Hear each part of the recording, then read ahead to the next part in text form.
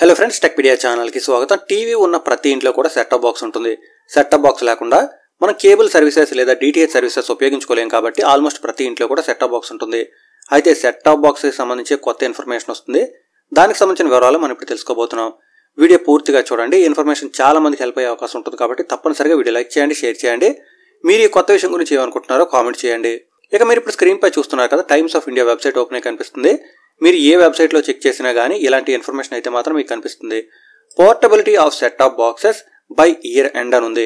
మీరు mobile number portability గురించి వినే ఉంటారు, చాలా మంది ఉపయోగించి కూడా ఉంటారు.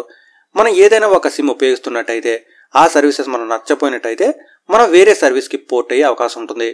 అయితే ఇదే విధంగా డిటిహెచ్కి సంబంధించిన సెటప్ బాక్స్ పోర్టబిలిటీ కూడా తొందరలో ఇంప్లిమెంట్ చేస్తామని చెప్తున్నారు.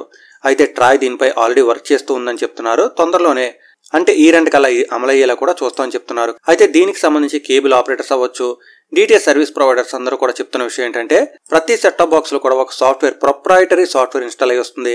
అంటే మనం ఏ సర్వీస్ ప్రొవైడర్ దగ్గర నుంచి ఆ సెటప్ బాక్స్ తీసుకుంటే దానికే ఆ సాఫ్ట్వేర్ పనిచేస్తుంది అనమాట. మిగతా వాళ్ళు దాన్ని ఉపయోగించుకోవాలనుకుంటే సెటప్ బాక్స్ ఎన్క్రిప్ట్ అయి ఉంటుంది కాబట్టి అది సాధ్యపడకపోవచ్చు. ఒకవేళ మనం దాన్ని బ్రేక్ చేసినట్టయితే ప్రైవసీ ప్రాబ్లమ్స్ కూడా రావచ్చు అని చెప్తున్నారు. కానీ ఇక్కడ దీనికి ట్రాయ్ ఏం చెప్తుందంటే ఇండిపెండెంట్ సెటప్ బాక్సులు రిలీజ్ చేయమంటున్నారు. అంటే ఆ సెటప్ బాక్స్ లో ఎలాంటి సాఫ్ట్వేర్ ఉండదు. ఆ సెటప్ బాక్స్ మనం కొనుక్కున్నప్పుడు ఖాళీగానే ఉంటుంది. మనం ఏదైనా సర్వీస్ ప్రొవైడర్ సర్వీసెస్ తీసుకున్న తర్వాత ఆ సర్వీస్ ప్రొవైడర్ కి ఎలాంటి సాఫ్ట్వేర్ కావాలో అప్పుడు ఇన్స్టాల్ చేసుకుంటే సరిపోతుంది అనమాట. అంటే ప్రీ ఇన్స్టాల్డ్ గా సాఫ్ట్వేర్ రాకుండా మనం ఏ సర్వీస్ ప్రొవైడర్ కి సంబంధించిన సర్వీసెస్ తీసుకుంటే వాళ్ళు అప్పుడు సాఫ్ట్వేర్ ఇన్స్టాల్ చేస్తే సరిపోతుంది. ఈ విధంగా తీసుకురామని చెప్తున్నారు. ఎనీవే ఈ రెండు కల్లా ఇంప్లిమెంట్ చేస్తామని కూడా చెప్తున్నారు. ఈ విషయం గురించి మీరు ఏమనుకుంటున్నారో తప్పనిసరిగా కామెంట్ చేయండి.